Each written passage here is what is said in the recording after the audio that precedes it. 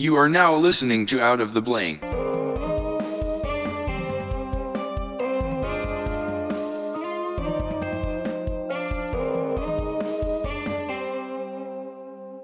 Welcome to another episode of Out of the Blank podcast. I'm here with Todd Johnson. How you doing, man? So, Todd, we've only really seen each other, I guess, at the gym, and just, you look like a Brad Pitt individual. I appreciate it. You're being too kind. Good thing this is not on video. Yeah. Well, everyone's missing out, trust me. So, what do you do professionally, man? Like, what gets you money throughout the day? Well, I work for the Worcester County Board of Education. I've been there about 10 years. It's a job that I absolutely love. It's very rewarding. It's challenging. Get to work with a lot of people. Some of these people are extremely intelligent, educated people, and they're just a pleasure to talk to, work with, and it's a great job, man. I really love it. When you say you work for the county and everything, doing the education system, are you a teacher? That's right. I should have specified. No, I'm a maintenance guy. A lot of people mistake that for a teacher when I say that I work for the school system. But yeah, I would build things like this table, paint rooms, cabinetry, Like all the stuff that goes behind the classroom. countertops, pulling out walls, building desks, all kinds of stuff. Yeah. Do you prefer doing stuff with building rather than teaching? Well, I've never taught, and I believe that I would. I haven't written that one off. There was a point in my time there where the carpentry job was opening up at the tech school, and I thought about it. My wife was pushing me toward it, thinking I'd be really good at it, but didn't work out. They had someone else do it. I didn't even interview for it. I didn't even make it available, but I stayed where I was, and that's probably a sign from somewhere else that I should be where I am right now. And so yeah, I just take it a day at a time, and whatever happens. If I get any other opportunities there, I will certainly explore those. But when you're doing maintenance and stuff, you're not doing like janitorial stuff. No, You're doing more like the working in the wings, kind of rebuilding the place up. Right. So each school has its own custodial staff, and what I do is I work in the maintenance crew with about 12 other guys down at the central office, which is it's between Snow Hill and Newark, down right by the tech school and the landfill. And we all satellite out of there, and we have carpenters, plumbers, electricians, grounds guy, HVAC guys. We cover everything on top of, around, underneath, inside, everything you can think of that could happen in a school. We respond to it and see if we can't fix it up for them. Which schools do you know? Like, have you been to and fixed that I know? Like Steve Decatur High School? All of them. You've been to all of them? Yeah. So I'm all over the place, yeah. So, there's proper maintenance to make sure that the kids, aren't getting, mold or something in the rafters and stuff like that going on in the background. I mean, you name it. You could sit here and we could discuss this for hours. You name it. We respond to it. We do it. Yeah. Has there been any super bad incidents at a school? You don't have to say the name of the school, but any, crazy ones where you're like, this could actually hurt some people? No, not really, and that's one of the great things about the school system. They're very, very proactive about things like that, and we've never had anything serious or detrimental to anyone, staff, students, anyone, faculty. Yeah, it's a great school system, and we're very fortunate in that way because there's a lot of other school systems in this country that aren't as fortunate as we are. I didn't even think about the maintenance crew that goes behind the education system. I mean, yeah. you guys play a big hidden part basically because you got to think there's how many storms that happen and the safest places inside the school right there. Especially I remember at vocational school, it's this all glass windows and stuff, but it's so structured. We had this really bad storm one time where they were telling us they couldn't even let us get on the bus to go home yet because it was so bad. And they were staying inside the building, it's safer in here. Right. Having something like that, being able to protect you just with walls and stuff around you, it's and then having a comfortable classroom you get involved in too. Comfortability in an education or in a teaching scenario is everything. If a student doesn't feel comfortable towards anything, if he doesn't have the proper tools like a desk to work on or certain things just maintenance wise. If he's in a shitty terrible classroom with the ceiling falling on him every 5 minutes, he's going to be there's no point in me showing up to school. Right. And sadly, where our county kind of has the best has a very, very good school system when it comes to some things, especially when it comes with looks. But when you look at somewhere that it's poverty stricken and then they're dealing with graffiti all over the walls and stuff, and it's like it's terrible because it displays a bad image for that school, and also it doesn't give kids the anticipation to want to learn. Well, we're also very fortunate that we have a very well established school system in it. We're not in an inner city, and you touched on a few things in that. I want to get back to is that when you refer to the storms. I mean, you think about what a school's built out of. What's it made out of? It's Bricks, concrete yeah. and metal and cinder blocks, and it's a pretty substantial structure. So, that being said, in the past, God, I don't know, 7 years ago or 7, 8 years ago, we had some pretty gnarly hurricanes come through, and we had to make those schools available for people should they need to mobilize there. Yeah, go into the basketball court or the gymnasium and everything, and just be able to be with your family in there. It's safer than being in your little less structured house. Yep. So we had to make that available, and there was a lot of hands on deck for that one. Also, the response to storms, we have a lot of cleanup from trees and stuff. Like I said, we have a grounds guy, but obviously one person can't do it all, so we get called in after a storm. It hasn't happened much, but it does happen, and but safety overall, and I'm trying not to speak on behalf of the school system here, but just what I know is, but safety overall is our main focus. And these kids need to be able to be safe and have an environment to come to every day that is safe and they can be productive in their studies. The unfortunate and saddest thing that I've heard since I've been there was one of the superintendents was giving us it was at a lunch or something. He said, it's the saddest thing in this county, though. There is some poverty in this county, and that the school is the nicest place that these kids will be able to go to. You know what I mean? That this is like getting to the school is like a good thing for them because their home life might not be great, their home situation might not be great. So for us, and it kind of refocused me for a little bit. And I was like, wow, oh my God, I was kind of saddened by that, but I was also proud that I could be part of something like that and help kind of rebuild a little bit. Yeah, man. So like I said, it's a rewarding job. There's lots of days, man, to be honest with you, where this is gonna be sad because it sounds sad, but I look at the clocks approaching, 4:00 when we get off, and I'm like, damn, I gotta go. Not that I gotta go home, but I'm just having so much fun here at my job. I enjoy what I do. So would you consider this like your passion that you want to keep on doing? Well, I've done this kind of work in other aspects and other places, but to be in a place where I'm given every resource and time to do the things that I have to do, and to, like I said, to work with some of the people that I will get to work with it just makes it so much more enjoyable. I think what really depends on a school system, besides looks and how a building's structured, all that type of stuff, is really how the people that work there care for the building and tend to actually do that. I never had a chance with our school system down here, at least at the time I was going to school. I only had very few teachers accept me and kind of take me in because I had really bad ADHD. Right. And it was really hard for me to sit still. I was just a big pain in the ass. Right. But when I had these teachers and these people that actually took time and invested in me, I only know 4 of them, and to know that, and then they see me now, I graduated from college, and they're like, I always knew you'd go on to great things. Right. I'm like, are you just saying that, or did you actually see that in me? Because I didn't see it in myself, so I don't know how you could have saw it. Right. But it's when a teacher's able to do that and be able to leave such an impactful experience on a kid. I mean, that's got to be something you having your own kids. That's got to be something to see too. You got to want to care about where your kids go to school at. You got to be knowing hey, are my kids in a good school system? Are they getting the education they need? A lot of us take it for granted when we're in the school, and then once we get out and we decide to go to college, and then we start paying for it, we actually start paying fucking attention. Right, absolutely. And there's we have a phenomenal teaching staff in this county. We have some wonderful, wonderful educators, and but there are those ones, like you said, that have that extra. You can't teach it. They can see something in a child going from whatever kindergarten all the way through, but they can take that extra love and dedication. It's not going to be reflected in their paycheck. They're not going to make overtime on it, but they can take that extra effort and put it into a kid. And especially now that I'm older and they add you on Facebook and stuff, and you're messaging them you're friends with them now. And it's it's crazy to see. Yeah, and you know what? I'm a little older than you. I'm probably the oldest person you've had on your podcast, but how old are you?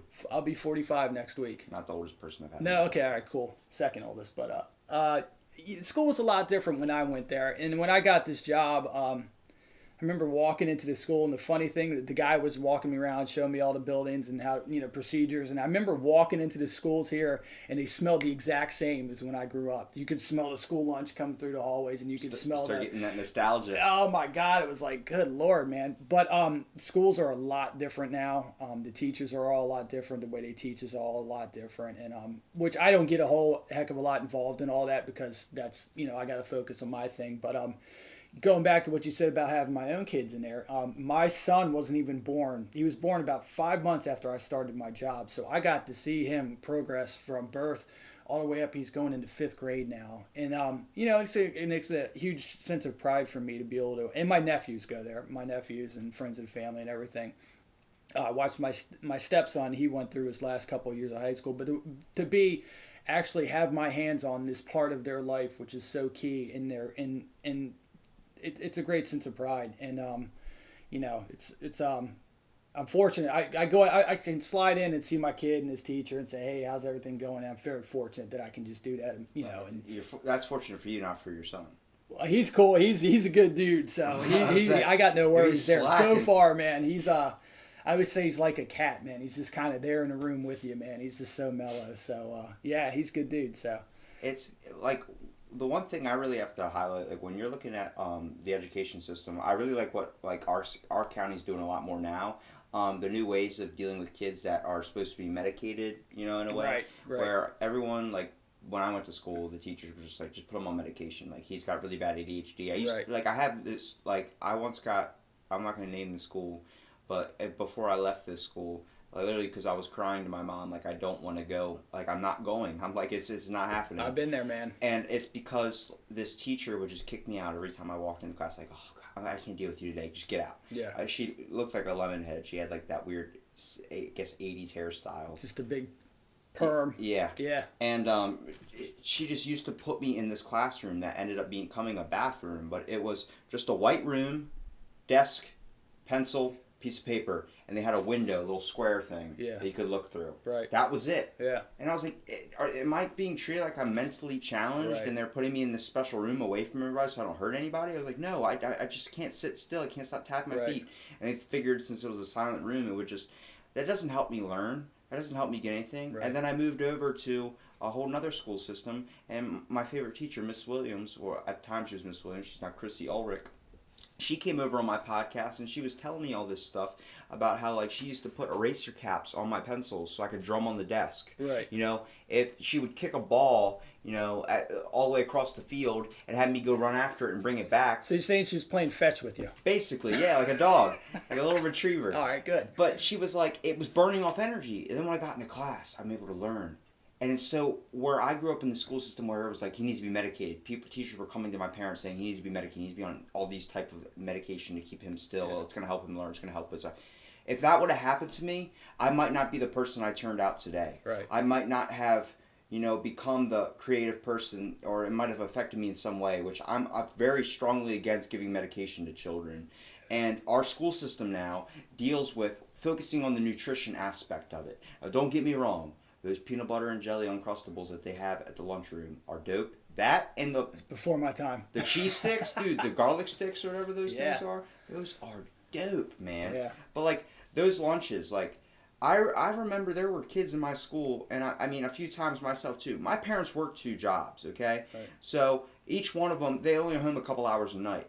Sometimes they forgot, or money wasn't left on the table for lunch because they were just so busy. They just barely got any sleep after, DJing all night and stuff. You go to school and then you start getting free lunches.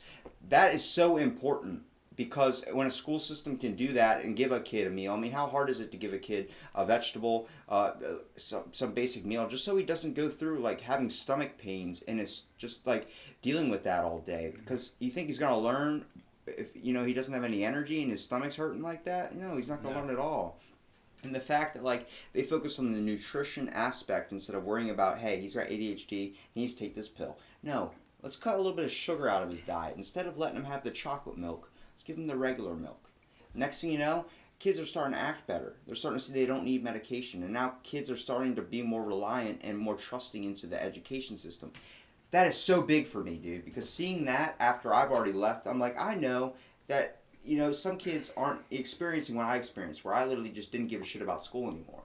And it's hard because I see all these Teacher of the Year awards and see all these people getting gifted this stuff. I'm like, where were they? Where was that when why did I only have a few people that took the time for that? Right. It's a way different school system now. Like I said, I mean, when I went to school, we had a couple goofy kids in our school. Nobody was on medication. Nobody was allergic to peanuts. Yeah. Nobody had anxiety. And there was these twin brothers. And I remember their name. I grew up across the bridge, so I had a comparable school system. It was a little bit bigger, but it was kind of the same deal. And they were twin brothers. They would eat their own hair, and they had to have ice cream at lunch. And they had like little, it was the weirdest thing. And they had little carpet samples that they put their feet on underneath their desk. And that was it. So now, like, years later, I'm working in the school system, and I see the variety of things that we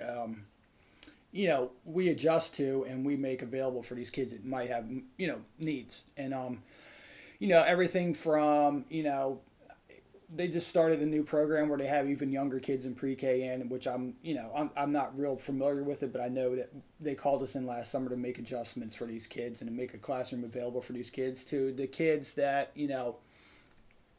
there's like regular special ed kids. Like I was a knucklehead. I was a horrible student. We can talk about that later. I got through high school by the skin of my teeth. Yeah, tell me about it, dude. Dude, I mean, so it's just funny. I'm sitting here working for the school system, something I hated so much, and I was like, I ain't going to school. Yeah. Forget it. And but anyways, and then we have the Cedar Chapel School, which is for really, really, really special need kids, and having a place like that, a lot of people see that like that's terrible because that gives them seclusion or something. Like, no, it makes them comfortable, they need they don't have to get laughed at by other people. Because sadly, some kids are cruel. Society, I mean, kids are mean, man. Yeah, kids are downright thugs. It sucks, but people suck. It does come to that. But I think we all have an aspiration, and we all have an ability to be great. We all have an ability not to suck. Right. We just choose that because it's easier to suck than try and go out of your way to help somebody. Well, it's just easier to hate and not like and find differences and then getting to know you. That's just the default setting. It's right easier to go, but to get to know something and understand somebody is way more difficult. And God bless those teachers down there, man. Yeah. God bless them. The one difficult thing, I think that it needs to be focused on in school systems, and I don't think it's ever going to be eliminated just with how society is. The race thing. Yeah. I like that there's all these different cultures in there, but if you notice, there's the black kids all hanging together, the white kids hanging together. I don't know if that was like that for you in your school system. It was, but I didn't have my school system. I grew up in Howard County, and my school system was a little more. We are between two major cities. Now down here, it's a little different. We're on the shore, and we're kind of far away from. It's more of a. Is it urban? I'm terrible. Urban's colored. No, urban. Like cities are like urban, suburban. It's like we had suburbs. We were like the suburbs like of Baltimore. Area? Rural, yeah. We were like the suburbs of Baltimore, Washington. So we had more of an integration of that. Down here, it seems a little different. But I mean, you knew in high school in high school who the kids were by the way they dressed and the music they listened to. Yeah. Like that was it. There's the punks, and the goths, the nerds. And the jocks fought with the punks sometimes, and the skinheads just kind of saw over the whole thing. It was just crazy, man. It's. You look back on it, it was like it was just different. It's like a TV show, dude. Yeah, honest to God. It was like every damn, what was it, 16 Candles, the guy that did 16 Candles on all his movies. It was like all those movies. It was just like you had the jocks and the punks and the jocks fought, and they all hung out at the same place on Friday night, ended up fighting. Yeah, so. I mean, like, when it just is with how, like, amazing school is, when first of all, you're getting so many different cultures. I'm, like, my cousin, he's homeschooled. He does not understand what it's like to be around other cultures and other things. Right. He has his mom kind of invested him in the church since he was little. He's been very productive in that. Right. Now he's my age and he does stuff with the church and goes to that, and that's how he met like the Latino people that go there. But that's like he missed out the whole aspect of public school, which I think the most benefit from it was getting all these different cultures in one place. I have friends that go from black, from Hispanic, from Asian to all over. It doesn't matter. Right. And it's the idea like we're not born racist. The society turns us racist. Right. TV turns us racist. Yeah, all that stuff I don't watch the news, any of that nonsense, because the state of the country now with all that stuff. That's another subject, but it's ridiculous, man. terrible. And like you're focusing on the education system. These kids are supposed to be there to learn in school, and I understand now. Like I don't believe in that too. Like I go to school sometimes too. I'm like, look, I'm on my phone more times than anything. But at the same time, like it's college, you know. I shouldn't. I remember in high school having such anxiety walking down the hallways because like, what's this gonna happen? Is this gonna happen? I remember not wanting to go to school, and like once I got to college, I'm like, this is weird. I don't have to raise my hand to go to the bathroom anymore. I got car, just get up and leave if I want to. You don't feel restricted. I think more teachers should give kids, or more school systems should give kids the option that if you want to take your time and invest to learn, then you can come to this school. But if you're just going to sit around and disrupt other students, then don't come. Right. Just stay home. And if you give that kid that option, like you're telling me not to go to school, after a week they'll want to go to school again because they realize they're not seeing their friends.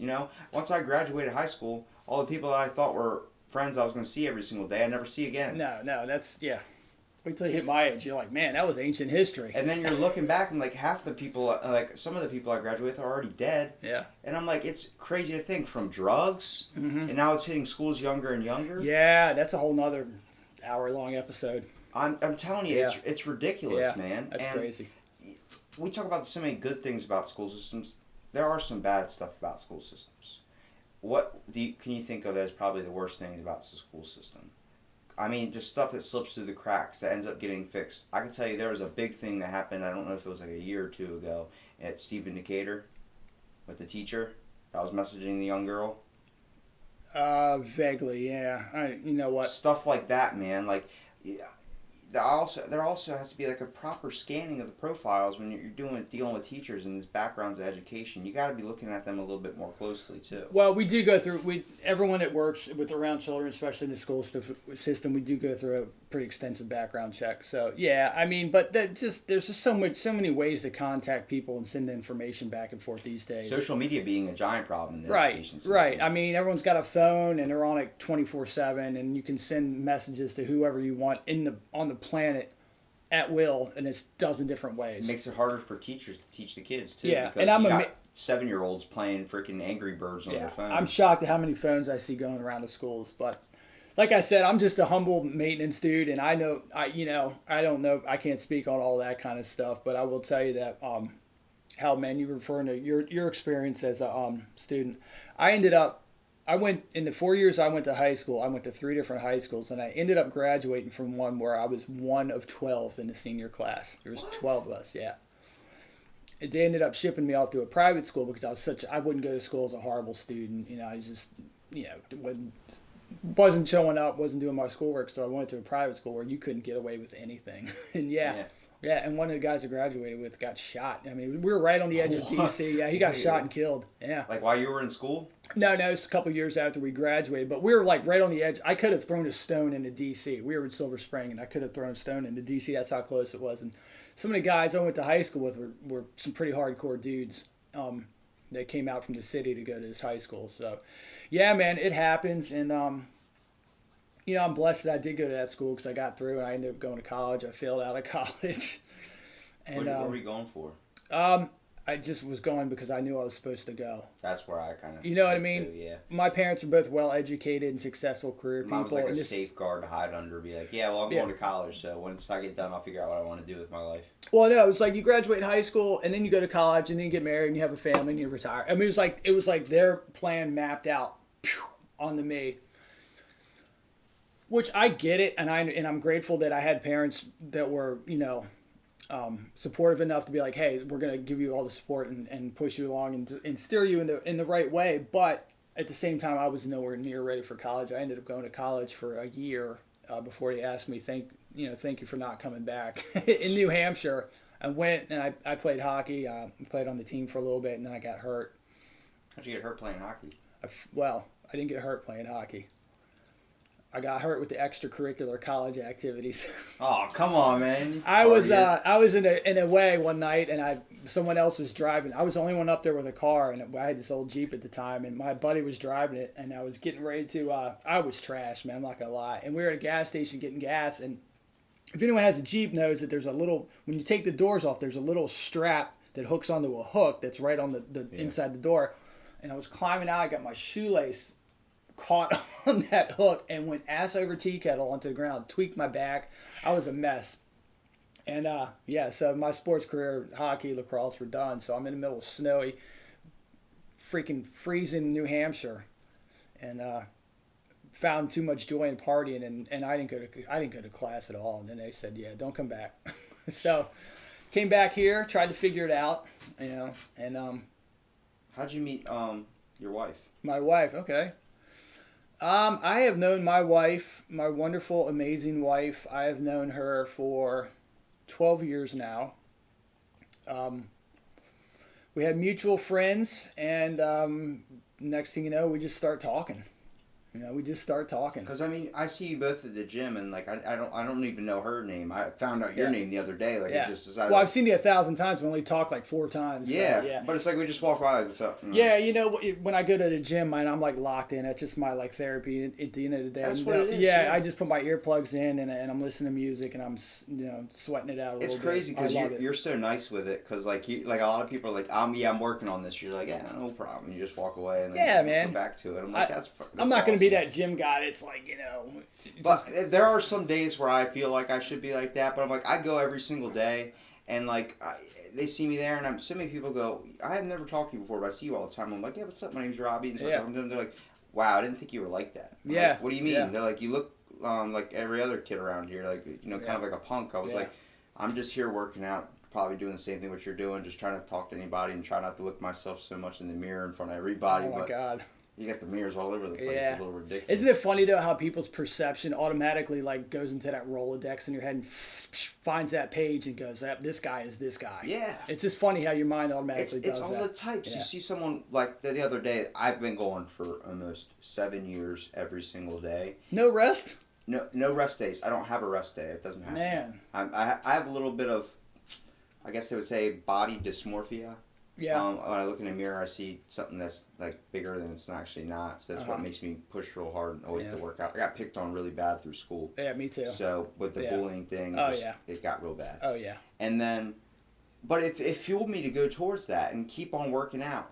But out of 7 years of going every single day, I saw the first thing I've never seen in my entire life, and it was a guy, older man, walking in, tank top, snapback on, orange skin, looked like he's from Jersey, and I mean, just doing those. What is the thing where you have the strap around your leg and it's hooked to the cable machine? Yeah. And he's like doing it, pulling it back behind his leg, and then making these giant grunts. I'm just sitting there like, 7 years, every single day. Damnedest thing. And that's a small Never gym. fucking see that. Could you imagine going to a gym like in a city or like a big ass gym where you get all kinds? That's probably all over the place on the coast. Yeah, Like, I mean, any other gym they'd be like, oh, it's that guy. he's wearing a Gold's Gym tank top, like the definition of the Thug Life starter pack that you see on Instagram. Like Yeah, those little pictures. I go in, I just sit there to have a good time, man, and You're everybody- working for yourself. You're not Right. working for anybody else. Like, Yeah. you're there to improve your Yeah. self-image. If you Yeah. really care, like, I've seen girls show up with makeup on and just so much that you're like, how is that even comfortable? Yeah. Like, I know when you're sweating, that's not staying right.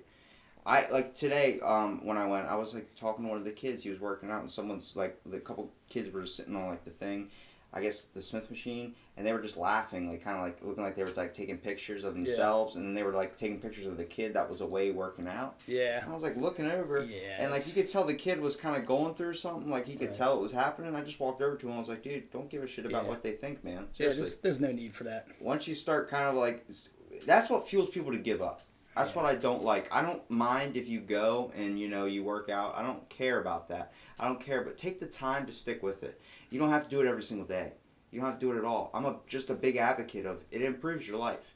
It's meant to be a fun thing, a stress relief, a type of way to get physically better. But so many people, like I have, and I've been at fault for it, taking it as a thing like it's something I need to do. I have to do. If I don't do it, I'm not going to survive anymore. Like that whole thing, like thinking that one day of missing out is going to mess up my whole progress. So that's why I've never missed a day. Right. And it's just like I'm trying to be better than I was before. But then becoming with podcasting, like you're telling me the story of like Todd. This is the book of Todd. Like we're listening to it and we're hearing it. Right. And that story is going to keep on expanding and keep going out and going after different things. I didn't know what my passion was. I didn't know what I wanted to do with my life. I really just I had no meaning. I thought it was just go to school, go to work out, do the same thing. I did that for years. Suddenly I was just like listening to a podcast, Joe Rogan, and I'm like, holy shit, why am I not doing this? And the next thing I know, I started one. I don't care if it ends here. I don't care if it goes as far as it goes and it gets super popular. I just want someone to be able to listen to the stories of these amazing people like yourself that I've met. First, when you said you were in the education system, for people that are just listening, you have tattoos all, like a whole sleeves up and down your arms. So I'm sitting here looking like, does this guy wear long sleeves? I do, though, but I do. I do wear long sleeves. Even with your maintenance? I wear, actually, it's funny because I have a long sleeve shirt underneath and a long sleeve shirt on the top, and there's two reasons for that. Second of all, you never know how people are going to react to tattoos, and first of all, you don't know how they're going to react. Second of all, it's for protection. Like, I'm in some tight spaces, I'm with some sharp, jagged shit, and I don't want to be cutting myself all up. You don't want to ruin your art. Yeah, you know, so, and I try not to be that guy at work, even though it's like you can still see him, but... They don't, I mean, people that judge someone by their tattoos, like someone that, you know, you get a tear drop right here, it means you killed somebody or something. I'm like... It doesn't mean shit anymore because everybody's tattooed. Exactly. So I'm like so bored with it. I'm like, Post Malone's face tattoo? Yeah, it looks like a Stay scratch pad or whatever. Or always tired is what it says. And then someone who's that famous comedian? But he commented, he was like, then go to bed. Yeah. But yeah, I mean, you touched on a lot of things there, man. Like, I was always an athlete growing up. I was always playing sports, and I started going to a gym when I was done playing sports, when I was done being at an ice rink 3-4 nights a week. You know, I had to go somewhere to get off that burn off that energy. And then I rejoined the gym again, probably 10, 12 years ago, this gym. Mm-hmm. And I did it just because I was putting on music and I was going and just sweating it out. It was therapeutic. It's also, it teaches me discipline. You know, when I feel like, oh man, I can't do it. I can't Especially do it. like you don't want to get out of bed, dude. And next thing you know, you're like, no, you got to go. Yeah. And then it gives me that energy. Plus, I don't want to go home and at 4:30 and go, all right, what now? You know. Yeah. But it also branched into something else. You mentioned my wife, who is pretty much a little bit, if not a little bit more hyper than I am when it comes to physical activity. Like, she's done triathlons and all that shit. I don't know what she's done, but she's done all that stuff. She says, what do you think about getting certified to teach spin classes? I'm like, I've thought about it. I don't know, man. You know, next thing you know, seem like that type of guy. Yeah. Man. So we've been doing it for like a year now. No way. That's awesome, dude. Yeah. And, you know, I teach a class or two a week. She teaches very early in the morning, 6 o'clock in the morning, which is brutal to get up and get on a spin bike, but it's actually great. I'd rather do it in the morning. Back when I didn't have a job during like 2 winters ago, I was going 2 to 3 times a day. Dude, I was literally going at 3 o'clock in the morning, then coming back at like around like, I guess 6 o'clock in the morning, eating, going doing some stuff. I was rarely sleeping. Yeah, when you're 19, you can do that, though. It was nuts, man. And I just remember I was like, damn, this is what I did all winter. And I mean, I got down to like 2% body fat. Like, Chuck was like, here's a competition for a bodybuilding flyer. I think you should do it. I'm like, I just do it. You know, I don't even like taking my shirt off to get in the shower, dude. I don't like doing it. I turn, the sad thing about it is I turn the heat all the way up. Get the fog going and everything, and then I take my clothes off and get in the shower. Yeah, here's the dude at the gym with the hood up and all this stuff. I'm like, what's with this guy? Is he trying to lose weight? Everyone's like, why is he wearing a jacket all the time? I was known as the jacket guy. I used to. Dude, I can't do it anymore. I used to full sweats. This 90-degree weather, bro. No, you can't do it now. Especially the gym feels like it doesn't even have AC right now. Yeah, it's got like regular sized AC. It doesn't have gym sized AC. Remember me and you sitting there with a giant stick trying to hit the fan. Oh yeah, I was trying. I gotta remember to put my ladder in the truck and fix that tomorrow. It just needs to be bolted. So no, it needs to be. The things need to be tightened up on the side. Right now, it's just keeping the ceiling tile cool. Let's get stuff in there. But yeah, so we started teaching spin classes, and I don't know, man. It's just like it's fun. It's fun, man. You find that's like a good way to kind of do something with your wife too. Yeah, she scheduled a morning class, and we were swapping off there for a while. Now it's on hiatus for summer, but yeah, it's something we can do together. We used to do a lot of stuff together. We're not as physical and active as we used to be, but it's something, you know, it's something that we do together. But yeah, she's a beast, man. She'll get like a workout program on her phone and go in and do it, and it's like, just stay out of the way because you're gonna get run over. Like, it's hard to keep focused with stuff like that. Like, I'm glad I was able to, you know, keep my mind focused. I think the cool part about like having ADHD is like, even though I'm like literally never tired, like I'll be tired 1 minute, have full energy the next. Right. But the fact, like, I mean, just being able, like, when you're in a gym and you're in this, like, free scenario, if you're working, trying to progress towards something, like, you have a goal, like, you have ADHD, you're going to attempt it and you're going to make that anytime. Like, anytime I feel like not going to the gym, I kick my ass to go. I remember it snowed really bad. I got in my Kia, 3 o'clock in the morning, and drove my ass in there when all the That was emergency you? trucks, No. like, all the emergency trucks were like, what the fuck is he doing on the Yeah, road? I'm yeah. like, nope. I shoveled myself out of WOC, shoveled myself into Right. WOC. Right. I did so much stuff that it's like any smart person would just be like, stay home. I go on Christmas, all that stuff. I just like, when you're committed to something, there's no point in stopping. And now it's become such a routine and structure in my life. Like,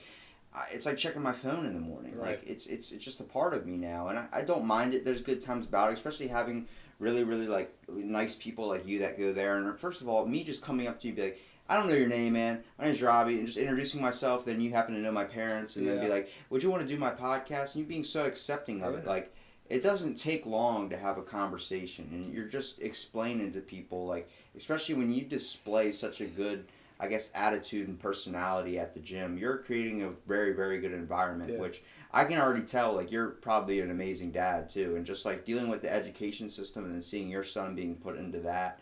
And, you know, your family being going through that too. It's like, that's a big thing, especially because you kind of started off like me, where school never really gave you a shot, man.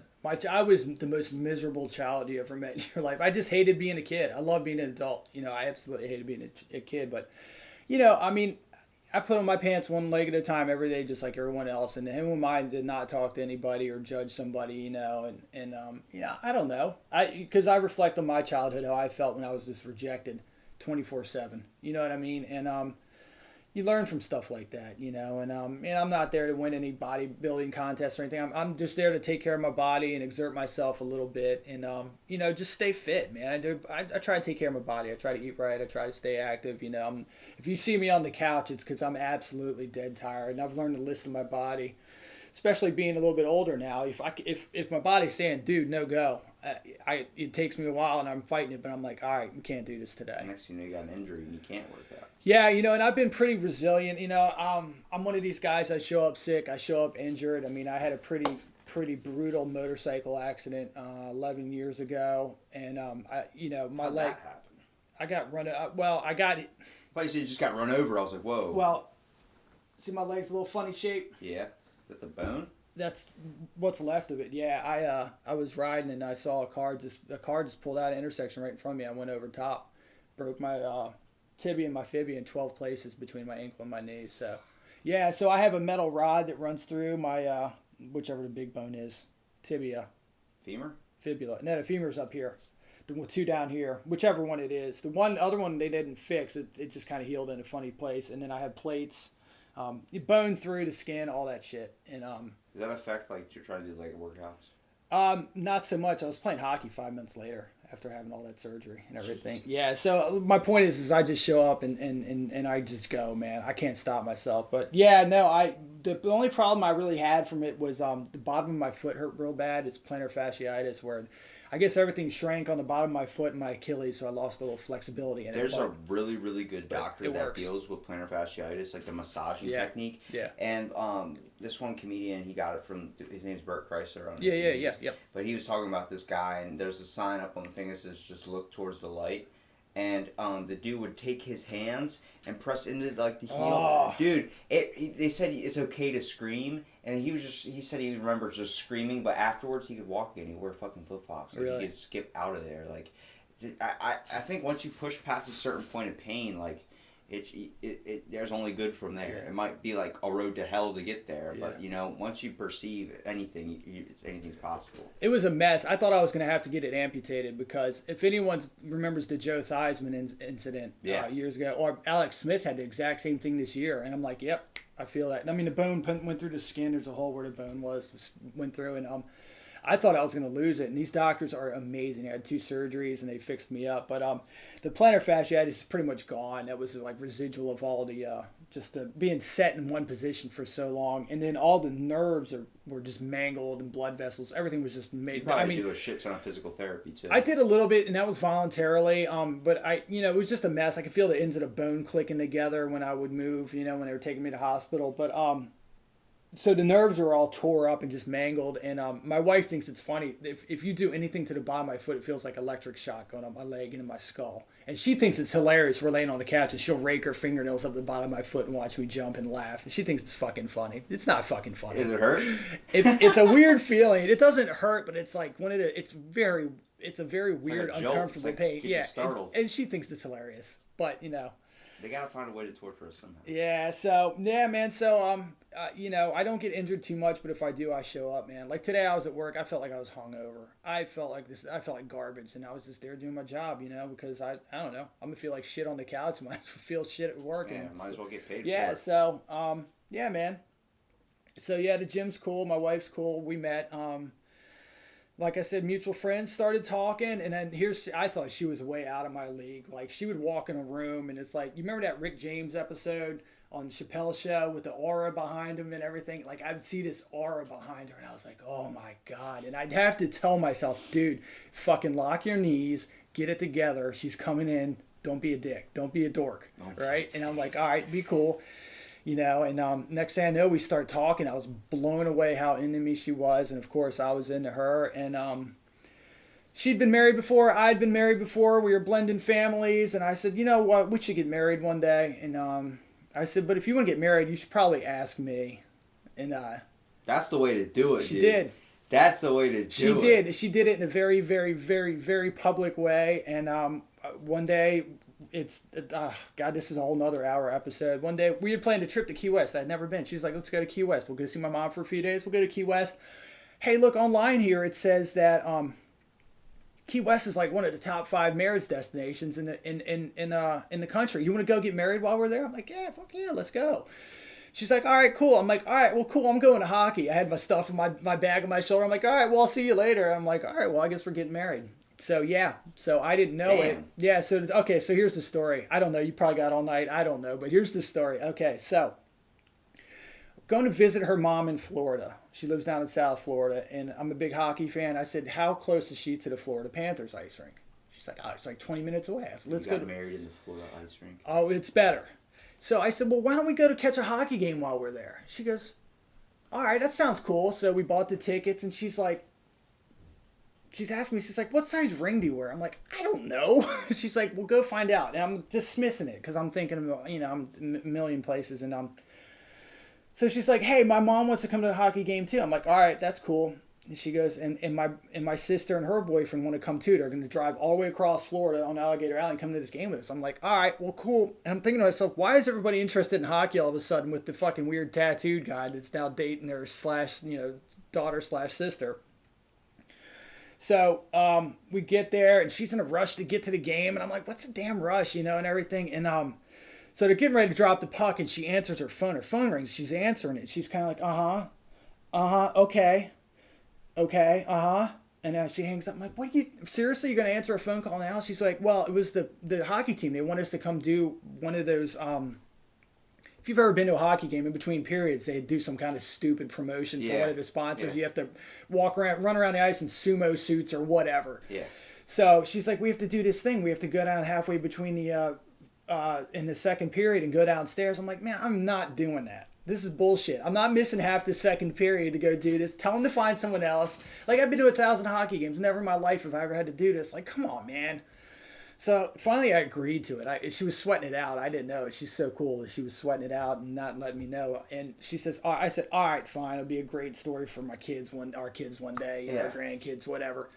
So we go downstairs, and I'm putting all of this stupid old hockey equipment. I'm like, this is just ridiculous, So, and they're like, all right, listen. You're going to hear the horn. You got to go out. You got to do the thing. You got to get the hell off the ice because I got to get Zambonis on. We got to move on. I'm like, 10-4. Let me get through this. Let me get back upstairs in my seat. And so we put these helmets on. We have to go out the ice on these bikes, these like big-ass tricycles, and throw pizza boxes out to all the different people on the ice and race around one end and come back down and cross the finish line. So, all right. I would already be like, nah. I'm like, come on, man. I'm like, all right. So I'll do anything for her, whatever. So we get on these bikes, we get zipping down the ice, and I'm letting her win. Like I'll speed up and I'll let her win. I'm chucking these pizza boxes out. And we go around the corner. I'm like, all right, don't wipe out going around the corner. Don't take her out. Let her win. So I speed up and I let her catch up. And finally we cross the finish line, and I'm like, cool, all right, done. Thank God, I'm out of here. And I get ready to walk off the ice, and I'm like hamming it up to the crowd. I'm like, yeah, fucking right. And they're like, Todd, come back here. And I'm like, what? And she's standing there with the two Panthers, the big mascots, big head, and all that shit. I'm like, what is going on? I thought we had to take a picture for the sponsor and hang out up in a pizza restaurant or whatever. So you really did not know what was going on. I had not a clue, dude. And this is how good she is, how crafty she is. She is so fucking crafty. She can pull off anything. So she's standing there and she hands me a pizza box. And I'm like, and then she gets down on one knee. And I took the pizza box and I open it up and there's a little pouch in it with a ring in it. And the guy's like, Sally wants to know if you... And I wish I had my phone because you could watch the video. It was great. Sally wants to know if you'll marry her, and the place goes nuts. And then we walk off the ice and they're playing like, that's an awesome ass story. Yeah, dude. I'm glad you guys see the video. It's hilarious, but she's amazing. She can do anything, and she can. Imagine if you would have took her out while you were on the ice, just like slammed into her, knocked her down. I know. I'm like, do not kill, out the way. Do not kill your future wife. Do not kill your future wife. The funny thing is, though, here's the irony of the whole thing. We knew that we were going to get married when we went down there. No one else did. We told like 4 people, like our closest friends. Our families didn't know. So wait, even the brother and sister and all that? Nobody knew we were actually going to get married. Nobody knew we were going to get married. Everyone knew we were going to get engaged but me. So it was like this big crisscross thing. So we get engaged. We spent a few days and we're hanging out. And we're like, all right, well, we're off to Key West. So we rented this convertible and we left her mom's house and we headed down and got married. Came back. And we're like, oh, by the way, while we were in Key West, we got married. And they're like, what the fuck? So we didn't even tell her kids. We called our kids from the dock when we were getting ready to get on the boat and we got back over. And they're like, what? Did you invite anybody? No, we had both been that route with the big weddings and all that shit. So we were like, you know what, let's just go do this. Keep it you and me, basically. Yeah, and the funny thing was the wedding package was arranged through the hotel we were staying at. And the funny thing is, we always say we got married on Tuesday because it was half price. They're like, we have Tuesday, it's half price. We're like, fucking right, man. So we always say, why do we get married on Tuesday? And she's like, because it was half price. Do you think that you did that because it was your second marriage? So it's a little bit less like the first one. Like the first one was always, it's got to be the most impactful, beautiful thing. Everything's got to be perfect. That's never how it happens. Yeah, I mean, it's not a Cinderella story, man. Yeah, it is. It's a big deal more for the woman than it is for the man. But, like I said, it was neither of our first marriages. And we were very impulsive, and we knew what we wanted, and we didn't want to have to go through all the hoopla and all that bullshit of picking napkin colors and all that stuff. Yeah. So we were like, let's just go do this, and we did. It was great. We got married on this tiny little private island outside of Key West, just right off Mallory Square, and it was hot as shit, and we did it, and we've been married almost 6 years now. Yeah. Yes.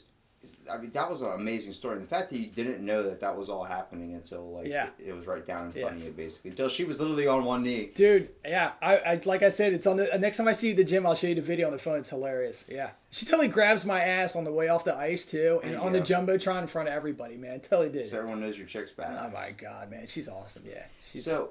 It's crazy. You have such this, I guess, passion kind of for sports, like the hockey thing. Even you were like, I don't want to go down and get married. I want to go up here and kind of play this game, even though you didn't know. But yeah.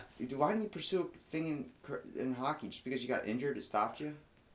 Well, I went through a point in my life where I was, I was in a low spot in my life, man, and it got in the way of a lot of opportunities, and that could have been one of them. I don't know. I was never really big and super athletically gifted. The guys coming out of Canada playing, or just on a whole nother level. But, it just wasn't an option for me. I coached for a little bit when I got out of high school. I coached a season, which was just, wow, that was an experience. I played men's league all the time. I played until about 3 years ago. I used to drive up to Harrington once a week. I played ice hockey once. I can't ice skate for shit. Yeah, so and I started playing. I was about 5 or 6 years old. So I'm talking 30-some years of hockey, and it's one of those things that just doesn't leave you. And I actually met a guy I ran into a guy I played with the other day at the store, and He's been a little injured. He hasn't been showing up as much, and we just talked about how much we miss it, man. It's just in you. Once it's in you, it's just like you can't get it out. And it's been such a big part of my life. And there was, like I said, I was going through a really bad spot. And if I didn't have to be at the ice rink 3 or 4 times a day a week, and if I didn't have that place to be, God knows what I would have been getting into. But yeah, I love hockey. It was just always the constant. And the second hockey season was done, we packed everything up and we would come live down here for most of the summer. Until about 15 years ago, I'm like, I'm moving down there. You know what I mean? So this was like a second home, and now I live here. Been living here about 15 years. So, if you don't mind me asking, you said you hit an all-time low. Yeah. What was that all about? I was drinking and carrying on. Not so much drugs. I had a major, I was really drinking a lot and then getting in trouble. And were you just upset with where your life went? No, it was more of just. I mean, it was just I drank. I drank like a fucking fish all the time.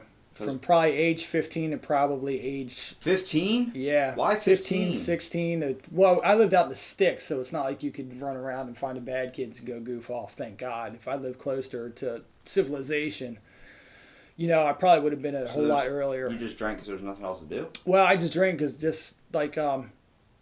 I don't know. Like you go work out every day. My body tells me go drink every day. That's nuts, man. Yeah. I'm 21, haven't even purchased legal alcohol. Right. Like I had a big impact with that as a family thing happened. Right. Alcoholic in my family, and that just impacted me so hard to steer me away from it. Like the certain kind of first interpretations of drugs and all that stuff. Like I'm not against pot, but also I don't smoke it just because every time I've smoked it, I've gotten so baked I throw up or something. Yeah. To the point where you have to go to sleep.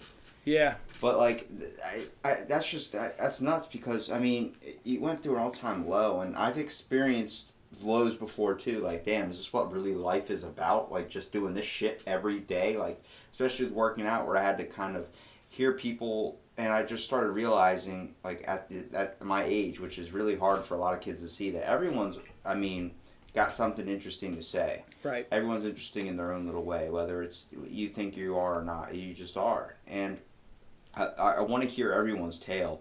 I want to hear your wife's tale. I want to hear everything. I want to hear the smallest details, everything about what is your passion, what wants to drive you forward. Because the reason I started my podcast was a friend who was on top of a roof drinking, and he was about to jump, and he called me at 3 o'clock in the morning. I just talked him down after 2 hours. And he's like, dude, you give such good words of wisdom. I was like, no, I say a lot of shit. But it happens to be, some of that shit I say is something you want to write down. Right. Like, half the time when I'm podcasting with someone, they're like, dude, that's really good saying. You guys, what was that again? And I'm like, I don't even know. You got to go back and look at it. Like, there's just certain things that you can do to affect somebody, whether it's just, just giving them a smile or, patting them on the back. And, like, it's where I really think, like, we need to focus more on that with our teachers. It's just, it's so important how, you don't know how much you impact somebody's life, whether that, like, slight remark or even just holding the door open. And so many people in society today just don't give a shit about other people. It's really hard to see because, I fall at fault with it myself, caring more about myself sometimes than caring about others. But honestly, if we all really took time and just maybe helping out one another, a lot of shit would just fix itself. Well, I think, too, that normal day life for most people are just so busy and chaotic, you don't have time to sweat, a conversation with somebody you don't know. I mean, we're so narcissistic anymore. It's all about me and my stuff. Everyone's constantly judging. He has this, I don't have that. Oh, he has this, I need to have that. Oh, I have this, at least he doesn't have that. It's like, we're all wearing fucking masks, man. Yeah. I'm tired of it, dude. Yeah. Like, I've said it a couple times on my podcast. We're all wearing a mask, walking around like this fake personality. Like, that statistic about, like, people that get married and, like, a year after they get married, they end up getting a divorce because the person displays a whole nother personality than before they were married. Yep. Like, you played this person for 6 years, and then I finally marry you, and you say, this is the real you? Yeah. Like, what do you mean? Like, that's so horrible. Because if you're not real with anybody, I'm real with everything. If I'm going to tell you what I'm thinking, I'm going to tell you what I'm saying. You can choose to take any of my advice, and you can choose to run with it if you want. But I'm not going to tell you how to drive your own car. Your life is your car. Where the fuck are you going to take it? You have steps. You have a passion for something. You work in the education system. But what drives you forward? Like, what's something you've worked on that you just ended up giving up on because of other things taking hold? The funny thing is that really, we just touched on what really my life is that I was a miserable, horrible, awkward, horrible childhood, and that had nothing to do with my family and my parents. I had great parents, great family. It was all inside me. And then I started drinking at like 15, 16, and it just skyrocketed until I was about, I just turned 20. So I myself have never had I've never bought alcohol legally. I've never had a legal drink. I quit drinking when I was 20 years old. So 25 years later, I still haven't, seen the need to take a drink. So that is my message really about the change in me from this awkward, just horrible, just this, having a horrible childhood, not anything outside of me. It was all inside of me. And then coming and having a successful career, lots of friends and family in my life that, care about me very much, and I care about them very much. And you mentioned too, like, just, not talking to people and avoiding people, like, me not going, there's this, kid in the gym and he always has his hood up. Well, he must, what's his deal? Well, he comes over and talks to me and find out he's a pretty good dude, Thanks. And I'm not going to go, Jesus, what a fucking weirdo. He's got his hood up, man. I bet he's a big pothead, but fucking, hey man, what's his story? Everybody's got a story, man, and I do look like a bit of a stoner when I go to the everybody's got a story, man. Everybody's got a story, and do you care to hear it? So yeah. So yeah, that's my life, is my survival of alcoholism, my recovery. Everything else is spokes off of that wheel. We talked about my job. We talked about my family. It's basically you're talking about being a better person. Well, than yeah, you were going to end up being. It's being able to show up to life now. Yeah. Because I'm not a fucking mess, and everything spokes off of that one thing, is that me staying on the right path, and just living a day at a time. You know what I mean? All those things spoke off of that. Being able to show up and talk to some dude at his house on a microphone and have a podcast, which is like a whole new awesome world to me. I was listening to one on the way here. I love podcasts; they're the best. But it affords you opportunities to do things you never would have imagined. Like, people are like, "What haven't you done?" I mean, I've had all kinds of jobs. I've played music in bands back home. I teach spin classes. I surf. I've done all kinds of construction. I do all kinds of just random shit. I worked in radio for a little bit because I always go, hey, if I want to do that thing, I'm just going to go try it. I'm going to find a way to be able to do that thing, and I'm going to go do it. A lot of stuff I do is self-taught because I just see an opportunity. I go do it, man. You're taking life like a buffet line. You're just taking a little piece of everything. People go to me sometimes like, damn, man, what haven't you done, And I just, if there's something I want to try, I fucking go try it, And so, yeah, man, this is cool, man. So, and God bless you for being so young and having such a clear vision on what you want to do and the actual balls to go through with it, man. Dude, let me tell you, it's difficult trying to schedule a lot of stuff out when you're dealing with kids my age because everyone's so flaky. But it's cool because like I just always want people to know, like, it's not me bugging you, it's just me telling you, like, hey, I find you interesting whether you think you're not, and you could have been an asshole to me back in school, it doesn't matter. You're interesting. And then, like, I've had people come to me, see maybe a picture I put up of my abs on Instagram. Lighting's right. It's all. I love them. They're great pictures, man. Dude, yeah, thank you. But it's like you see. I'll tell everybody they're mine. I'm like, yeah, check me out. Yeah, just Photoshop. Yeah. No, but like it's the whole aspect that they come to me and they go, people that used to make fun of me for being overweight and saying, how do I get a six pack? Like I need one. I need to get back into the gym again. And it's because when they got out of school and they stopped doing sports, they started drinking a whole bunch when they got to college and they didn't take care of themselves. Right.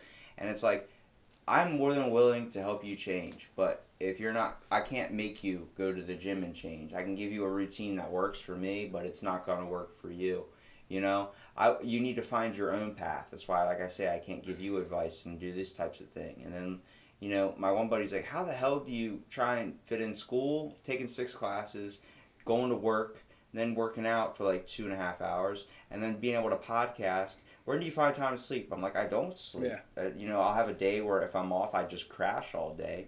But it's a whole idea, like, I don't like feeling like I'm not doing something. I really like to be able to go and just constantly be, like, I like getting up at 4 o'clock in the morning every morning. You don't sit still well, do you? I don't at all. Yeah, me neither. And the only thing I found out that really burns out my energy is just constantly moving and constantly doing. So I'm going shopping, vacuuming the house at 4 o'clock in the morning. My mom's like, what? the fuck? Yeah. I'm like, I'm sorry. It's just who I am. I don't like feeling like I'm not doing something, because every minute on this earth is something important, and a lot of people just want to sit and get comfortable. And I got comfortable for way too long, man. I got to the point where I had a routine. That's how my routine went. If you fucked with my routine, it wasn't happening. Nothing was going to stop it from happening. I work out at this time. It ends at this time. I get home and eat at this time. It happens at that time. Right. Don't get in my way. This is how things go. I fall on a schedule. And it's taken a lot for me to break out of that and become like able to be flexible with things like this. And it makes it difficult. And then also just, I guess, where you kind of just figure out where to stop drinking, I took that with the education system gave up on me. I didn't have anybody looking into me like I had anything going. I had so many people looking down on me like, you're going to be nothing in your life. My teacher once told me, like, all you're going to be doing is flipping burgers. I've had Army recruiters say that to me. I never had a teacher say that to me. My dad told me I was going to have the best teeth on the roof. Like, yeah. Because I got braces. He's like, what the fuck for? My dad's awesome, but God, you have to know him. So I'm sorry. It's fine. But it's that's funny though. Your dad's got a sense of humor. I like fucking, that. Yeah, God, he's a story. But it's just crazy because I had so many people like, you're not going to accomplish anything. And me being the first one to go to college in my family, right. And then being able to do these types of things. Right. Even where my family, my grandparents and stuff are like, you're not college material. Right. I'm sorry to tell you, Robbie, you're not. That's great though that you actually went, because my family, everyone went to college but me. I was the opposite. But like the fact they fucking like got me so pissed off to the point, like they know that's how I work. Like, right. I'll do the dishes, and then someone will be like, you did the dishes? I'm like, yeah. And they're like out of the kindness of my heart, and they'll be like, you didn't put them away? I'm like, I will fucking lick every plate and put it right back in. Your one is, it's in front of me, I'm gonna fucking do it kind of guy. Yeah. I'm the same way too. Yeah. And they're like, Robbie, don't touch that. Yeah. What? And just start leaning on. Oh, you're like, one of those? Yeah. That's my nephew this week. He was elbowing me, a little bony fucking elbow in my arm, and I'm like, ow, man, quit it. He kept doing it. His mom was like, hey, knock it off, and he'd just be like, tap, tap, tap, tap. I'm like, you little motherfucker. It's always pushing the barrier. Yeah, man, he's just that guy. But God bless you for doing all you do. There's so many chances to be lethargic, and you see so many sedentary people. You can watch 50,000 cable channels and have your phone in your hand, which is your window to the world. You could sit there for hours, and a lot of people do that, and they're unhealthy, man. And, so for you to be able to be like, man, what's next? I'm going to go do something, but I'm not going to be sitting around this house. That's good. These days, there's a whole lot of lethargy out there, and and good for you. That sucks because with society, like, it's bad for your health too. Yeah, by the way.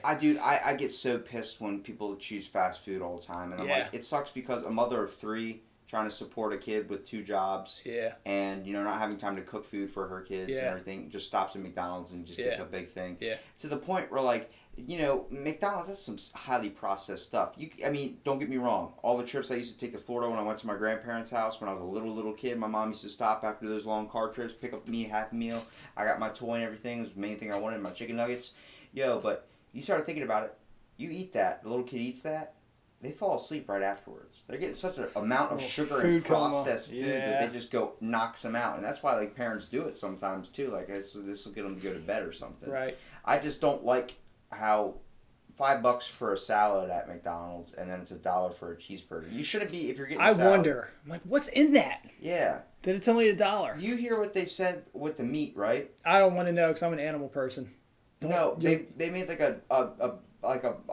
made an organism. Like, it looks like a cow, but it has like a softball-sized head, a tube stuck in it, no legs, no arms, it's just a tail, and it's just bred for that. They just genetically modified and made this animal to be bred for meat. It's just meat. I'm like, how far? No way. No, Get the fuck out. I swear to you, dude. You gotta look it up. I don't want to. That would scar me. I'd have nightmares. And then, like, you're thinking of that, and you're like, so they have this processed animal that was made, like, created in a lab, like, genetically modified. Because they do that with crops, and they learn to do that with animals. They learn to change certain traits on, cows, injecting with hormones, make them bigger, meatier, getting more produce from them. I mean, it's crazy, all this factory farming and the shit they put in our food, And, like, when you're looking at that stuff, and then them being able to do that, it's like, how far are we pushing the boundary to what we're going to start feeding to our public? Yeah. Like, the FDA regulates our food very heavily.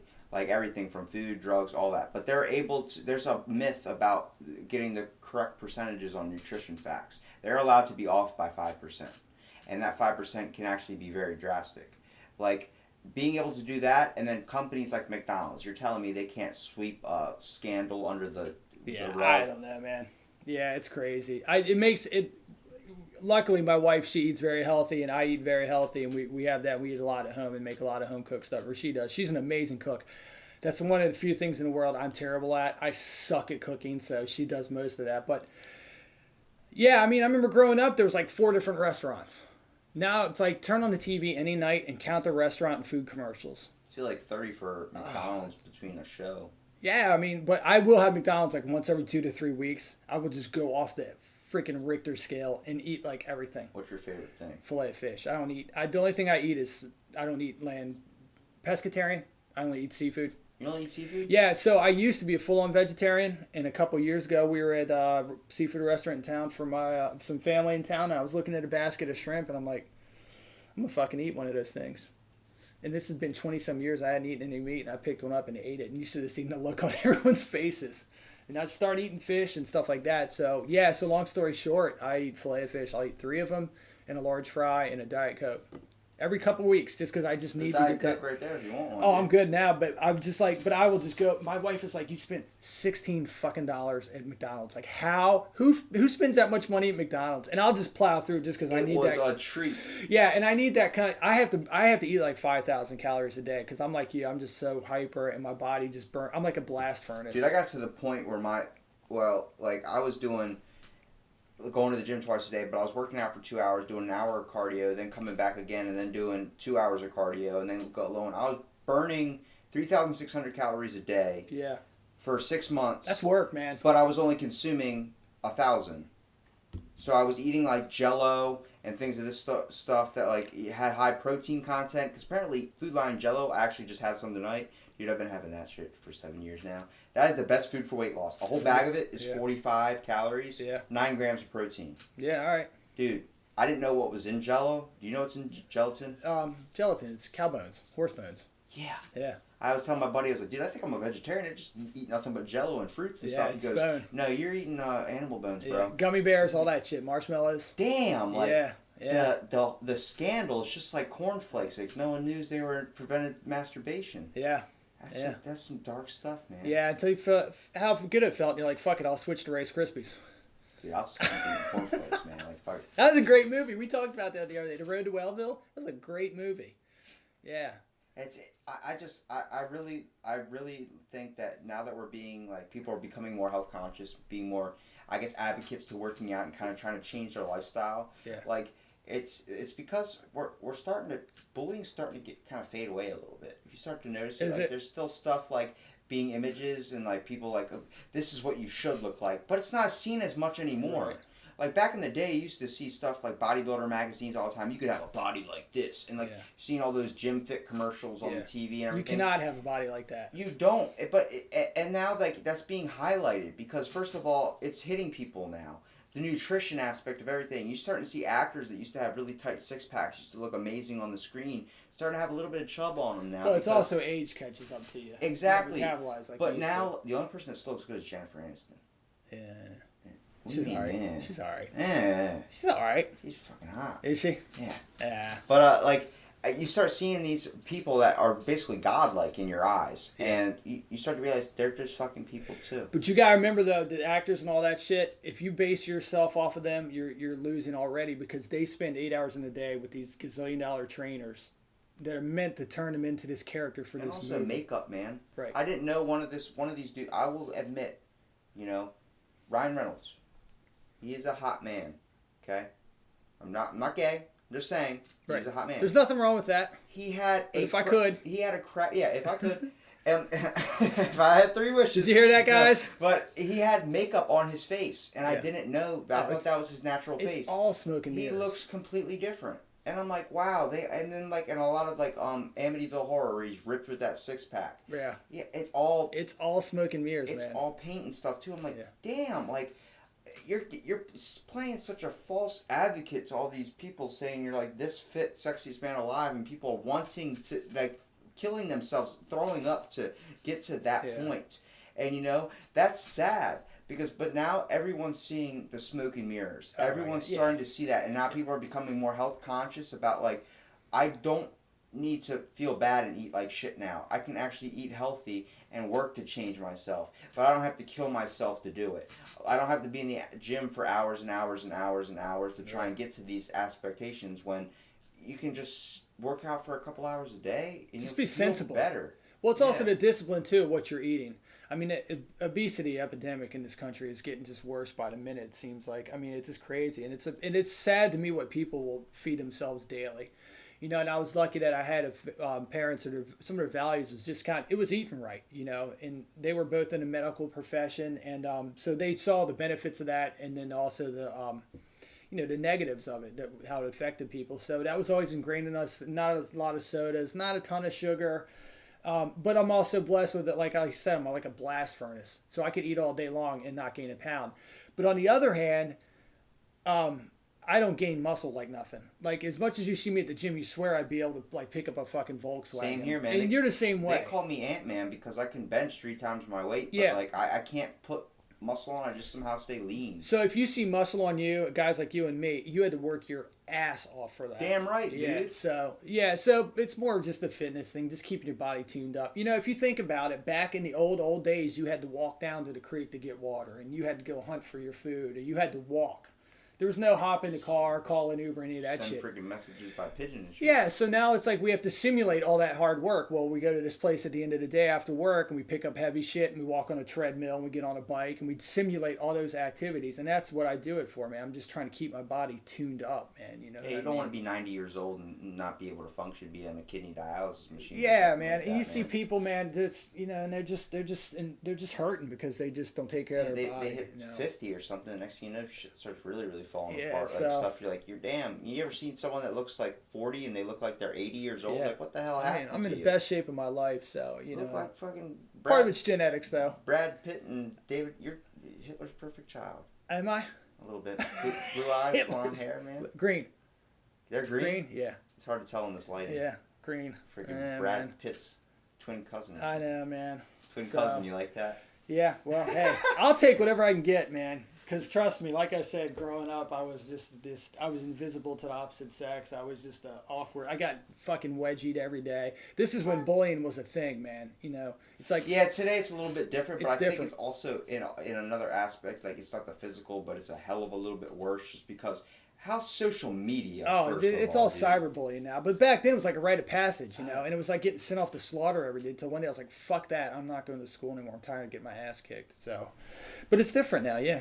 And I just with the cyberbullying and stuff, that's just a whole nother mess. Like Yeah. that's where technology Yeah. just kind of. I'm anti-social media. I don't do it at all. Yeah, if you're Yeah, not at on all, Facebook, at Instagram, all. it's best to stay off it. I don't know what a too many people complaining about shit. Yeah, I don't know what a hashtag is. I don't know what any of that shit is. So your story, man. Were you just real quick? I'm gonna switch interviews here. I'm gonna switch the table here. Go ahead, it's a conversation, bro. So you were talking about when you were heavier. Yeah. Yeah. How heavy were you? I was probably the same weight I am now, but just a hell of a lot shorter. Right. I did hit a growth spurt where I slimmed out. Yeah. But when I picked up the gym membership was, okay, so it's kind of a sensitive subject, but around freshman year, I was kind of always a chunkier kid. I can actually show you a picture. So that's your story. Like mine was like all Yeah. right, straighten out and going right. Yeah. Okay. Well, like my whole thing, like I went to school, like when my dad signed me up for a gym membership on my birthday, about my junior year of high school, and the reason why was he got my brother a gym membership his sophomore year. Okay. My brother was getting into wrestling. My brother did not stick with it. My brother ended up hopping out of that route and going down a whole nother route. But like here's from like when the first time I started working out to like a couple of years ago, and I took a picture. Oh Like, wow, man. there's it's slight changes and stuff, like obviously fuller muscles and stuff like that, but That's awesome. you know it's Check different. you out.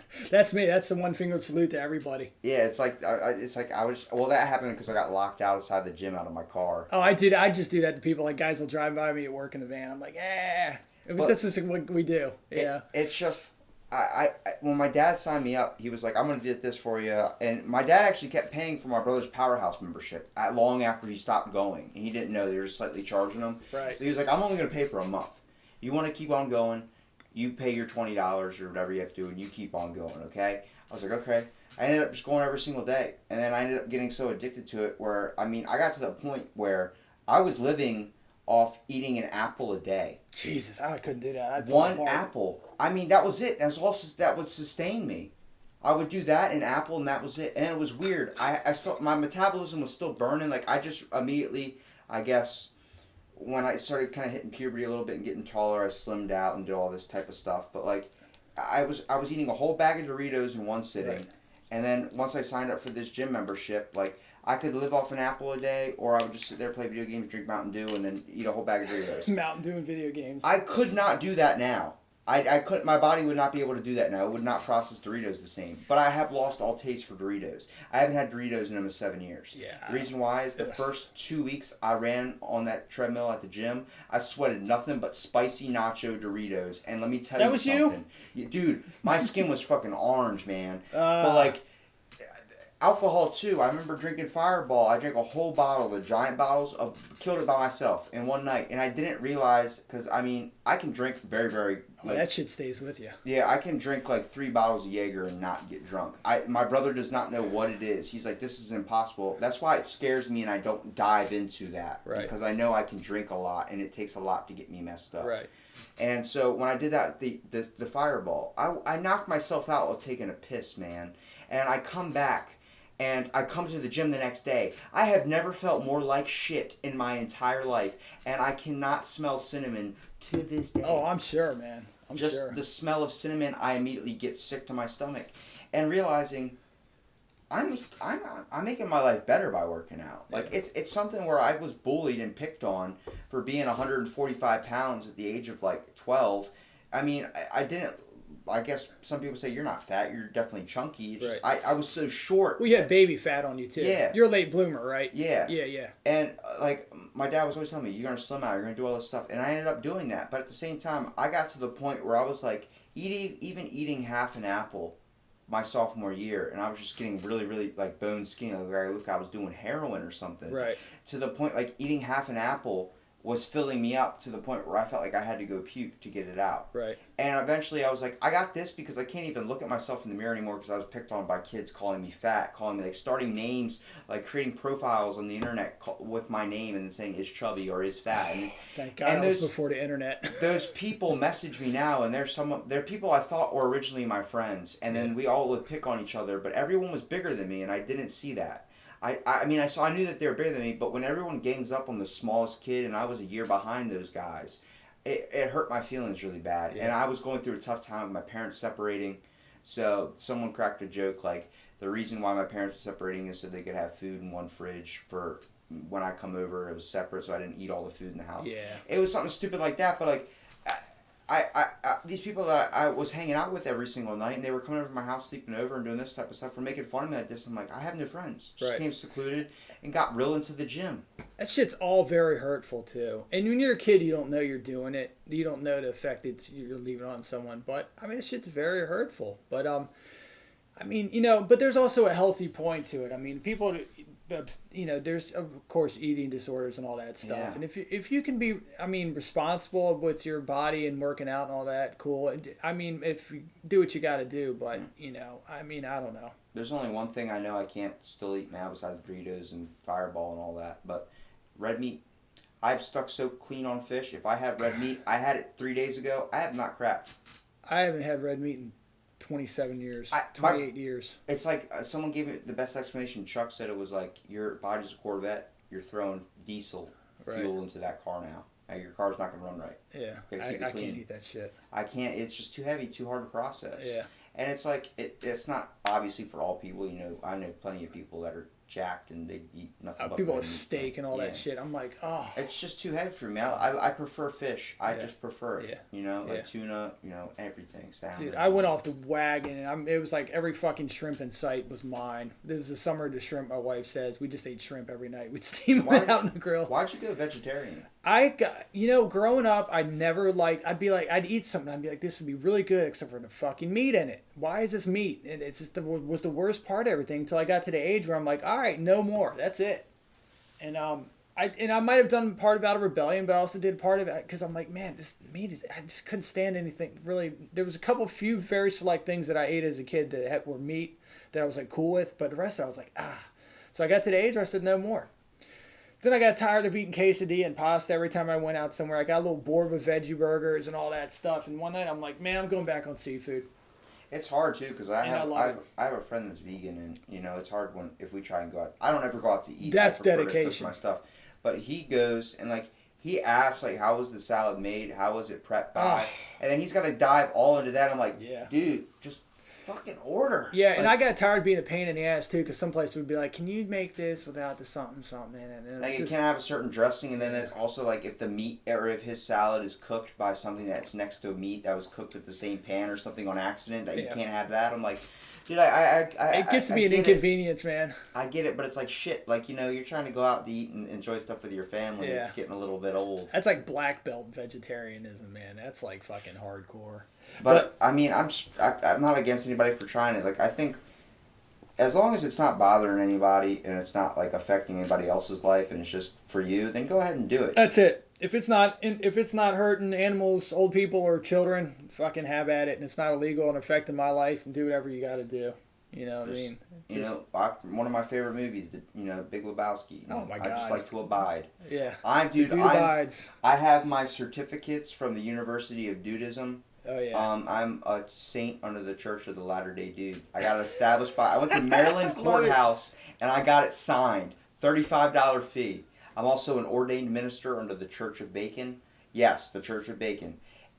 I can marry anybody under the Church of Bacon, and I just did that because like I haven't even received my my college diploma, my college All right.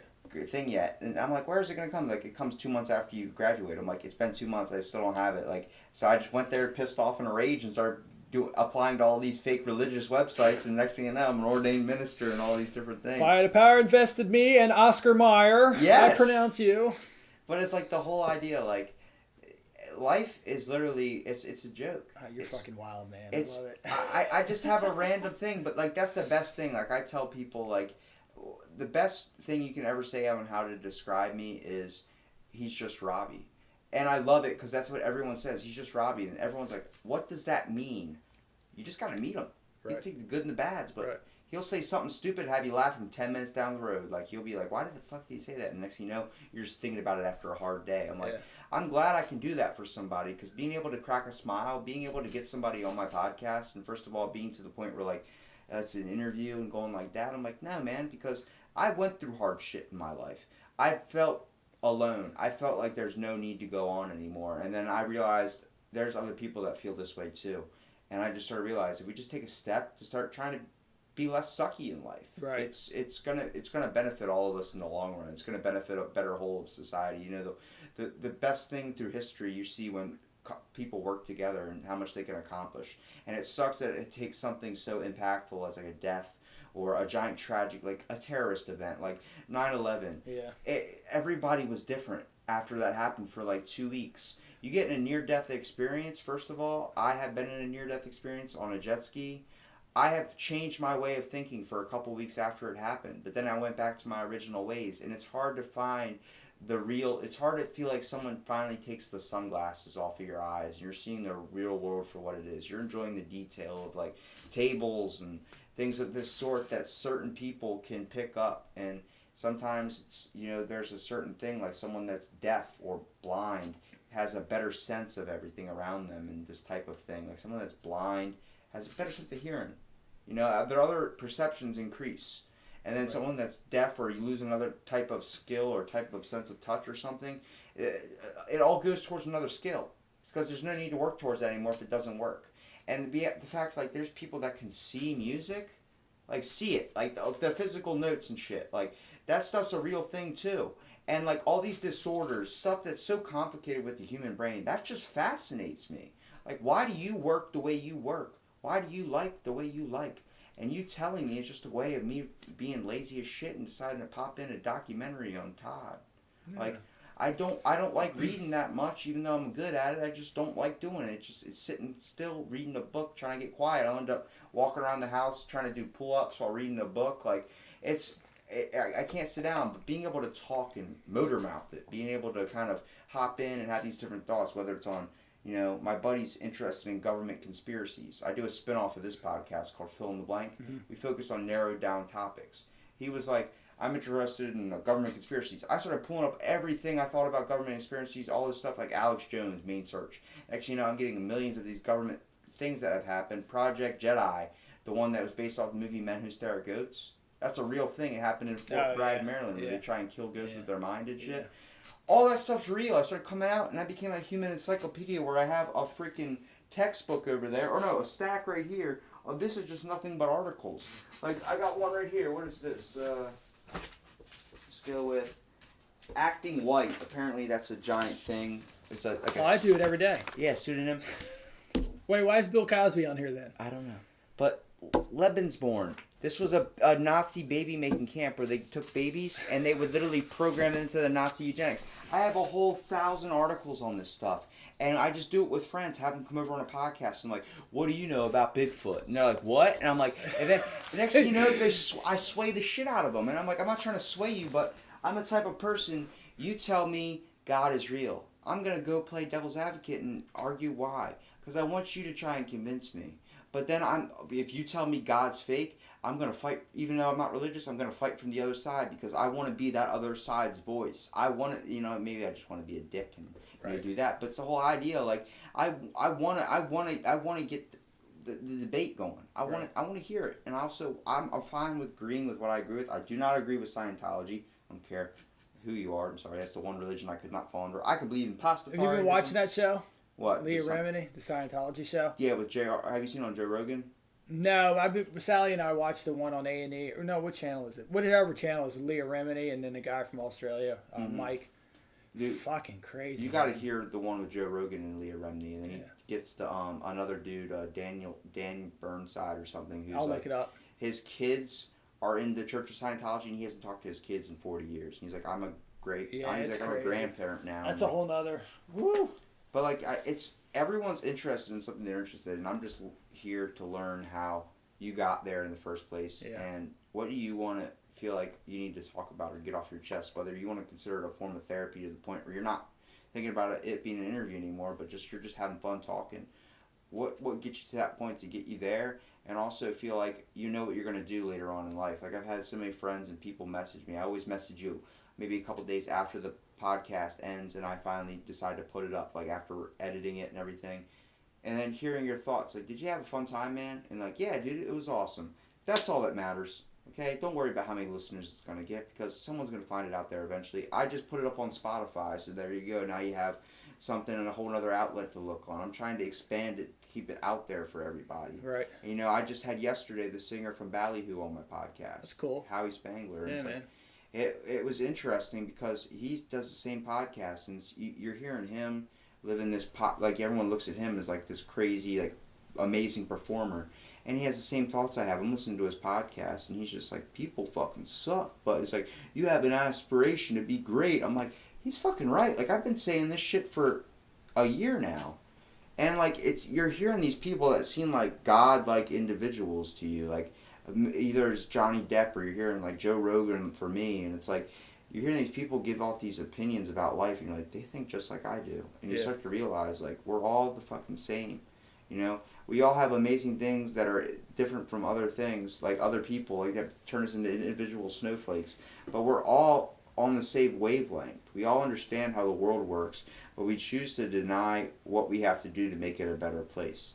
And I think if we all just took the time to do that, you're going to see so much more benefits, whether it's eating healthier, better food choices, better education, better technology. It's just, the only place to go from there is up.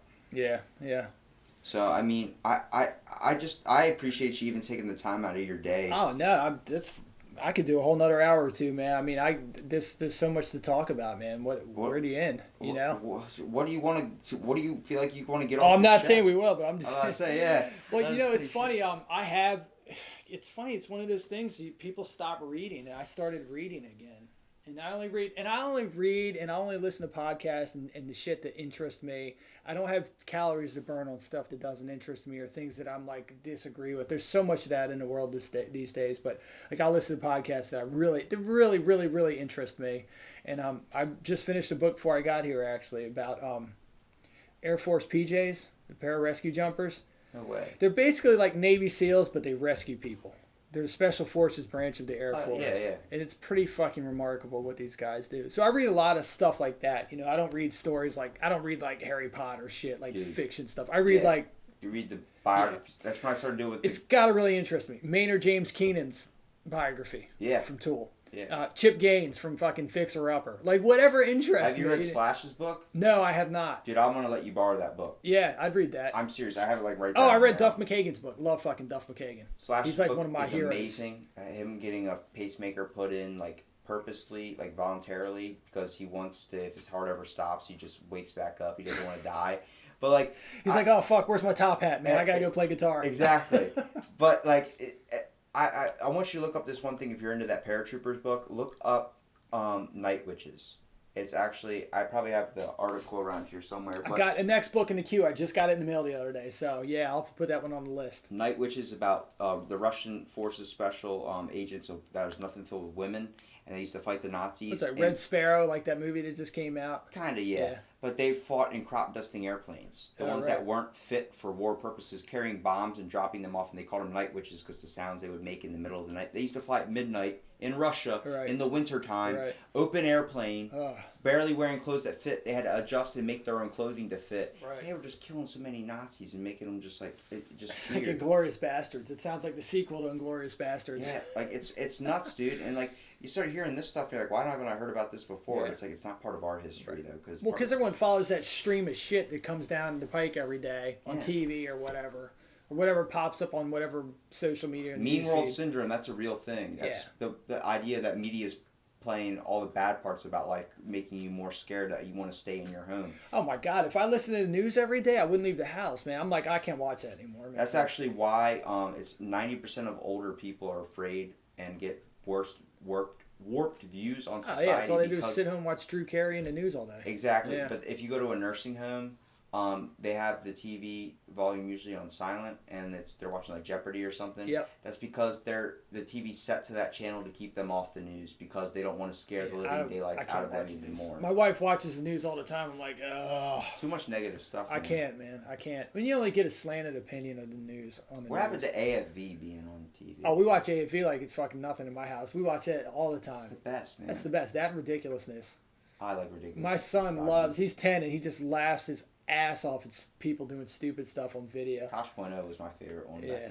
That was a little too much for the little guy, but yeah, we love like video shows, just simple, stupid, funny stuff, man. Family kind of like you know those experiences like you have with your family. When someone does something stupid, you wish you had it recorded. Well, when I was a kid, we only had like 2 channels. You know what I mean? We had like 3 or 4 channels. Now we watch, another one we watch is Family Feud with Steve Harvey. Oh yeah, that's the best. It's like we just sit down and watch that and giggle and act. It's just great, man. It's moments you bond with your family that you're gonna remember.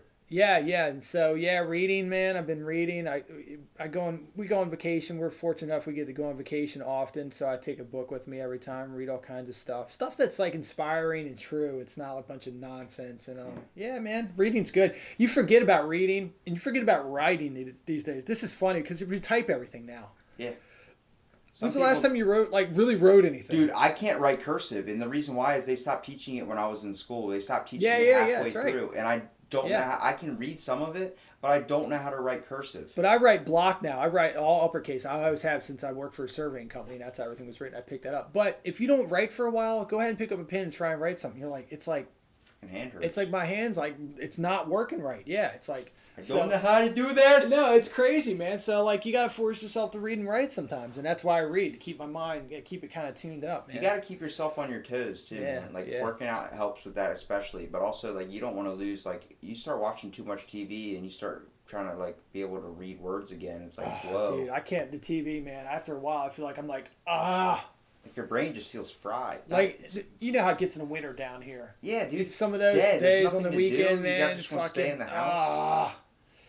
Like, I'm praying for days like today where I could just go outside all day. And then it's in summertime like this, and you can't even move down Ocean City anymore, and you're just Yeah. like, all right, what happened to winter when everyone is here? How about that 4th of July weekend in Ocean City, Maryland, man? Dude, I work tomorrow at a hotel. Let me tell you something. Do you? Tell you they're parking on the street. I said, look, if I have to park 5 streets down like I had to do during the air show, I'm not showing up to work. Yeah. That ain't happening, because walking to my car back and forth like 6 streets down, Take your skateboard. it's freaking nuts. Yeah, no, it's I'm off for a few days, so I'm lucky, man. But yeah, it's all happening. It's time to blow up people's mailboxes. And do other things. Whatever happened to all that good stuff, man? You know? I did that. Oh my God.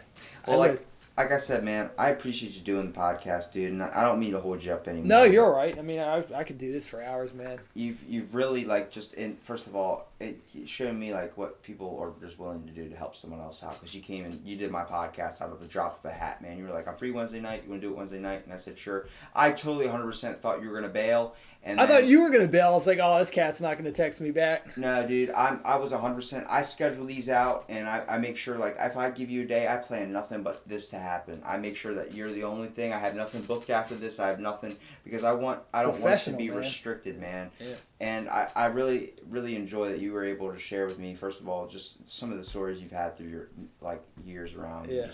It's a really good experience, and it gave me a little bit more information. I definitely want to have you on again. I'd love to, man. No worries. Dude, I can't thank you enough, man. And anybody that wants to know what Brad Pitt looks like, look up this guy, because I swear, he looks just like him. Look, they're all going to show up at the gym tomorrow and be like, this fucking guy lies. Look at this guy, man. He don't look like a Brad Pitt. Tell you, they're going to be just... Fuck dude.